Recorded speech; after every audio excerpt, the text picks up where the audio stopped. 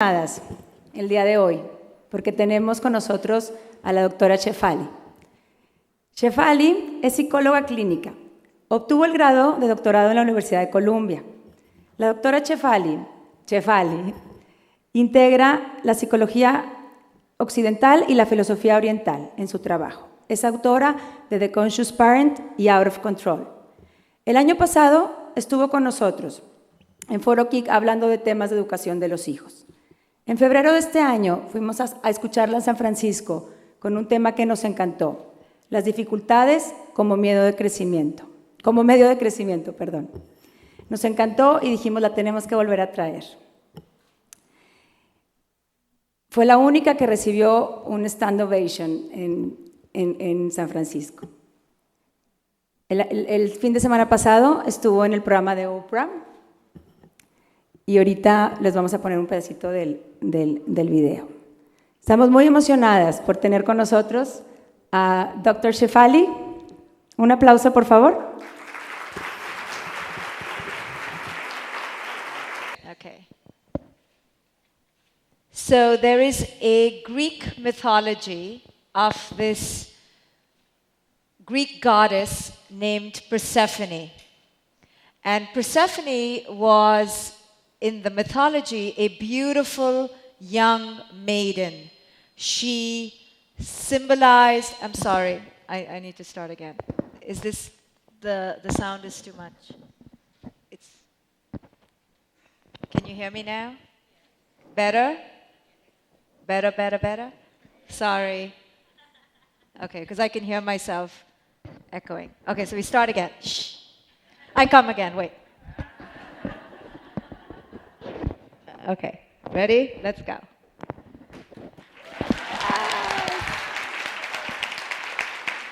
No, I'm really so excited to be here with you today, and I love coming back, so you're going to have to keep inviting me back because you all are always such a great audience and so welcoming and warm, and I'm just so excited to be here with you today. So in the morning, today I'm going to be talking to you about pain and how pain can transform our lives.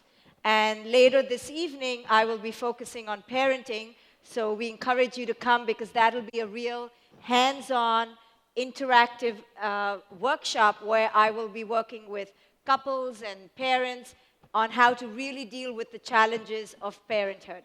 So once again, thank you and welcome. Is described as a young, beautiful, innocent maiden who loves to play in the beautiful fields in spring. So she symbolizes everything innocent about us. Our goodness, our lightness, our carefreeness. She's naive, she's pure. She's the daughter of Zeus and Demeter. And Demeter is the goddess of harvest. So Persephone is described as always playing in the fields, oblivious to the dark side of life and to the dark side of human nature. So one day, Hades, the king of the underworld, sees her and is so captured by her beauty and by her innocence. And like always, dark attracts light and light attracts dark. So he was so captured by her that he had to possess her. So he goes into the light and he abducts her. He kidnaps her. He takes her with him into the underworld. This was a very traumatizing experience for Persephone, as you can imagine. She had never experienced, she had never explored the depths of darkness. So she plunges into the underworld, traumatized, tortured by its shadows. Her mother, Demeter, who had always overprotected her, always made sure that she was never exposed to the pain of our shadow, went into mourning. She couldn't bear that her child had to face the dark reality of life. So her mother mourned. She took away spring and withered into fall and shivered into winter. And Persephone, her daughter, stayed in the underworld, tortured, traumatizing, not knowing how to integrate the shadow with her light.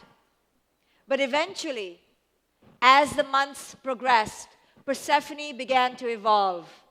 She did have to let go of her identity as the pure one, as the innocent one, as the good one. She did have to let that go a little bit. But instead, she began evolving into something else, into something wiser, into someone who could integrate her darkness and her light. Hungry, one day, she ate 6 seeds of a pomegranate. That was the trap. Hades kept her for 6 months, 1 seed for every month in the underworld. This story is not only a myth to explain why there is summer and winter, or why there is cold and heat. It's a far more complex mythology. It's a mythology that speaks to human nature. It speaks to the fact that if we deny and we live in oblivion, clueless to our dark depths of the shadow, we will never truly emerge wise and truly fully the goddess or the gods we are meant to be. We cannot deny and escape from some undeniable, harsh truths of our human nature. We cannot avoid feeling painful feelings. We cannot avoid the fact that each one of us feels fear, feels envy, feels greed, feels loathing, hatred. We cannot pretend that these shadow emotions do not exist. We cannot erase them when our children's plea for us is to recognize that they do sometimes hate us. And they do sometimes feel an insecurity so trembling. We cannot pretend that all of this does not exist within us, within each other, and within our children. All of us are running. We're just running away from pain. We are so terrorized, so afraid that pain will overpower us. Little do we realize that the further we run from pain, its shadow will run us over. The more we believe that pain will break us down, the more we will keep it from breaking us open. Pain breaks us open to greater depths, greater courage, greater evolution, and greater consciousness. Pain is the ultimate portal to consciousness. But as children, in our culture, right now, we're doing this with our children, and this is how we were raised. We were raised not to confront painful feelings. We were taught to be afraid of our own fear.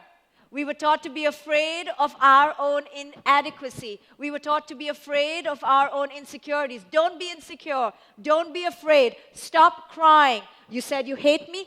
Don't go to your room. You're grounded. So natural human emotions have been pushed into the shadow. And we do this with our children all the time. Why? Because we are afraid of its depths. We are afraid that the darkness will overpower us.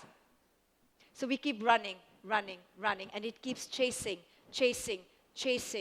And the larger the shadow in our lives grows, shadow meaning all our unexplored feelings, all our unexpressed emotions, the more we push it into the shadow, the more the shadow looms. And soon the shadow begins taking over. So when we open the fridge and we eat mindlessly, that's the shadow. And the drugs in the needle in our arm, that's the shadow. And the booze in the bottle that we drink to forget our pain, that's the shadow. And the sex we have with the many men to forget who we are in our core, that's the shadow. The shadow keeps on growing. Our children, when they don't get out of bed in the morning because they're so overwhelmed with competition and insecurity, that's the shadow. Our children, when they're yelling and screaming at us, afraid to share their true emotions, so they mask it in anger, yearning to reach out to us, but we can't hear them, that's the shadow. Our children, when they beg us to get plastic surgery, or when they keep saying that they're too fat, or they need to be prettier, that's the shadow. We cannot escape the shadow. The more we deny the shadow, the more it'll grow and fester. And the pus from the wound will just spread in our lives. So how do we confront the shadow? How do we begin to enter the shadow without fear? You know, many of us in our culture, because we are trained and conditioned to put the whitewash, to put the pretty paint over difficult feelings, we believe that we are actually in a higher state of consciousness when we do so. We believe we are loving and we're pleasing and we're nice and we're kind and we're good. But we can't be nice and kind and good if we're avoiding reality. So for example, many women who live in abusive relationships, they come to me confused, right? Because they're supposed to be good and they're supposed to be loving. All the traditions, all the religions tell us we're supposed to forgive. So they come to me and they tell me, you know, they talk about how their husbands or their bosses or their friends are abusing them. But then they say, but aren't I supposed to forgive and aren't I supposed to be compassionate? So there's some confusion there. And I explain, you cannot first forgive without first accepting. You cannot first love and move on without first confronting the as is. And sometimes the as is really ugly. And we're afraid to look at the as is and see it for what it is because we don't like ugly. So we hide from ugly. But ugly is just ugly, like beautiful is just beautiful. If we can just accept the as is. So I tell these women who are in abusive relationships, no, you don't forgive your husband before you see where your husband is at. You don't just forgive your friend until you see and accept that this is part of your husband's nature. This is part of your friend's nature. First, you need to accept that this is where they are in their evolution. First, you need to accept that this is where they are stuck in their evolution. And if you don't see it, then you will become stuck. If you pretend like, oh, no, they didn't mean it, and he just lost his temper, and he was just tired at work, or she doesn't really mean to abuse me, and she was just being unconscious. No, it's more than that. We get stuck in patterns, and we need to see where each one of us gets stuck in patterns, as is. And if those patterns don't work for us, we can move on. We don't have to stay there to get abused or to get betrayed by people simply because we're trying to be good. First, we accept the as is. And the as is has both the shadow and the light. Once you fully confront the as is of our own nature and of the natures of those around you, then you make a decision to forgive, to move on, to accept. But first, see the as is for both its shadow and its light. Do not avoid the shadow. Most of us either avoid it or we react to it. So Persephone's mother, she reacted to it. She took away spring and she punished the earth with winter. Most of us punish each other when we see the shadow in the other. We react with anger. We retaliate. We compete. That's not confronting the shadow. That's reacting to the shadow. And then the shadow is still in us. Or we avoid the shadow. Persephone lived her life in the upper world avoiding. She didn't even know the shadow existed. Many of us live like that. We avoid the shadow. We either avoid or we react. How about simply understand that the shadow and light is part of human nature? This is the level of our human nature, to have both shadow and light. You have to ask yourself, how do I see it for what it is, and then make my choice to act, to respond, and to be in consciousness with it. So, let me give you some examples of how the shadow shows up in real life. I had a 17-year-old girl call me the other day telling me how her mother wanted her to get a nose job because her nose wasn't perfect. And the girl said to me, you know, till a few days ago, I thought I was a pretty girl. But now I'm thinking maybe I'm not, because my mother is insisting that my nose will keep drooping and drooping and drooping. And by the time I'm 25, I said, what? It's going to fall to the ground?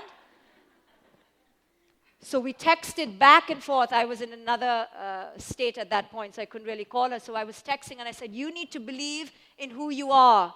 Yes, your nose is not perfect, but you still are. You need to embrace your imperfections with your beauty. Then only will you be whole. But if you give in to your mother's shadow of insecurity and inadequacy, and if you give in to her desire to avoid holding both your ugliness and your beauty, then you will forever keep spiraling. If you give in to your mother's shadow, which is really her inadequacy, her insecurity, then you will sell your soul. And then how about this other woman who just had a huge sweet 16 for her daughter, spent only of money and wealth, the trappings, the jewelry, the external trinkets, but she's not confronting who she is without that. But the shadow doesn't only show up in plastic surgery or in money. The shadow shows up in every way. If you avoid a feeling within you and you kick it into the shadow, you shove it back into the shadow and you deny reality as is in the moment. So if somebody comes up to you and says something to you that doesn't feel right, but because you're so inadequate or you're so insecure or you're so scared and you just push that feeling on the side and you smile or you just react, that feeling that's in the closet of your shadow will begin talking and become bigger, and it will come out. So this mother, she told me this story, and she was just so shocked. She said to me, since she was a little girl, she hated using public bathrooms because her mother had put the fear in her that the whole world is full of germs. So she just lives like this. You know, she's one of those mothers who has the wipes everywhere, and she keeps spraying her hands, and she keeps wiping down everything. She's one of those mothers. So she said, look, I grew up crazy. I know I'm crazy. I didn't want to pass this on to my children. I don't use public bathrooms. I don't sit in trains if I don't have to unless I'm really tired. I try to just just become a corpse going through life because I'm so afraid I'll get infected. So she's living dead, but she's afraid of dying. So she said to me one day she was taking her daughter to school, her 4-year-old daughter. And the daughter really needed to go to the bathroom. They were taking a walk to school. So the mother tried to overcome her own insecurities and said, okay, let's go to the McDonald's. You know, you can go use the bathroom at McDonald's. Her daughter stood firm, had a big fat tantrum and said, I am not going to use that bathroom. And the mother began thinking, okay, this is becoming really weird. I have never said this to my daughter. I have never shown her my insecurity. Why is my daughter acting like me? So she tried to bribe her and then threaten her and scold her and said, use the bathroom now. We're going to be late for school. Your teacher's going to get upset with you. You will be expelled. Use the bathroom now. The daughter refused to use the bathroom. She said, I'm scared. I'm scared. I'm scared. And the mother had to take her home and then take her to school. And she said to me, now, how could that have happened? I had been so clear. So I had made a promise to myself, do not pass on this madness to your child. How did she know? So I said to her, our madness, our shadow, it sneaks in. It is in the air you breathe. It's in the water you drink. It's not in the words you say and your outer persona. It's just leaking through the psyche. So you can pretend all you like, I told her, and you can just act like you're so fearless, but that shadow is speaking louder. So till you go back, open up the closet of the shadow, peek inside, and confront your own fear and really clean up what's inside, your daughter will keep smelling, keep absorbing, and keep reacting and being your mirror. The only reason we get triggered in life is not because of the bad boss and the lazy husband and the economy and the weather. The only reason we get triggered in life is because there was stuff in the closet of the shadow. which just pounces forth, and there you're either running away or reacting. So what about this father who came to me once and he said to me, I made the biggest mistake of parenting ever. He was really, really regretting something he had done with his son the night before. So I asked him, well, what did you do? And he said, my son came to me with all his math homework. And it was all correct. Beautifully done math homework. But you know how kids, they work out the problem on the side? Well, this kid hadn't done anything on the side. Nothing was worked out. There were no scribbles. There was nothing on the side.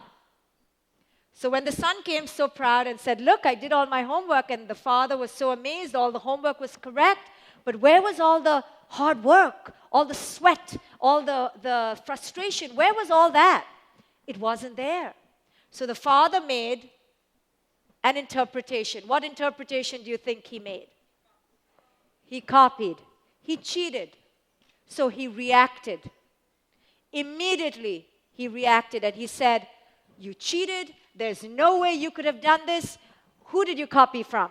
And the son said, no, Daddy, I really know it. I'm good at this. I promise. And the father said, I don't believe you. And there was a big war at home. Until the mother intervened, and the mother said, well, let's test him. Let's see if he really knows it. So they sat down and they began doing the problems again.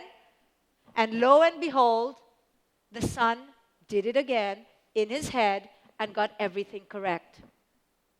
So we talked about this in therapy. And the father was so remorseful, but he still hadn't understood why he reacted. So I asked him, let's open the closet of your shadow. Let's go back and see why you thought your son was the worst possible thing.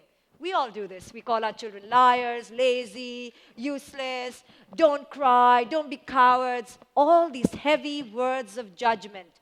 Where do they come from? Not from the child, from our shadow. So he went back into the closet of his shadow and he said, his entire childhood, he used to cheat. And he used to be called a cheater. And he felt so much shame. And his greatest fear was that his child will not become who he was. But yet, the shadow speaks louder than our greatest intention. And it comes forth. And he will create in his child his greatest fear. What we fear the most in our children. Because our fear comes from our shadow, you see. It doesn't come from the child. All our fears come from our own shadow. All our inadequacies about our children. Oh my goodness, my child is going to just grow up and be a loser flipping burgers in McDonald's. Not from the child, from our own inadequacy. Because we probably were this close to flipping burgers at McDonald's. Oh my God, my child's so fat and she's going to be rejected by her peers. This is not coming from the child. This is coming from our fears when we grew up rejected and isolated. When our child comes home and tells us that her friend hurt her at school and called her ugly, and we just jump up to rescue and hire them plastic surgery and hire them nutritionists and clean up their face and buy bleach. You know, in my country, they actually put bleach on children's faces so they become fairer. The kid was just saying, I'm angry that somebody called me fat. But no, we've bought out the whole army and spent thousands of dollars. Why? Because those expressions in our children, they're just expressions of the as is. They hook us because we have so much stuff in the closets of our shadow. So whether we like it or not, our feelings, our actions, all of it is coming from the shadow. And the shadow is not a bad place. The poor shadow has gotten such a bad rap. The shadow can be powerful. Look at what happened to Persephone. She became the queen of the underworld. 6 months in the underworld, 6 months out. She could integrate human nature, the light and the dark, confronting your shadow, seeing it, just feeling really insecure. Instead of putting more makeup and going to the gym, this is the way of the psyche. Yes? If suffering is part of life, and because of suffering, you can be a better person if you know how to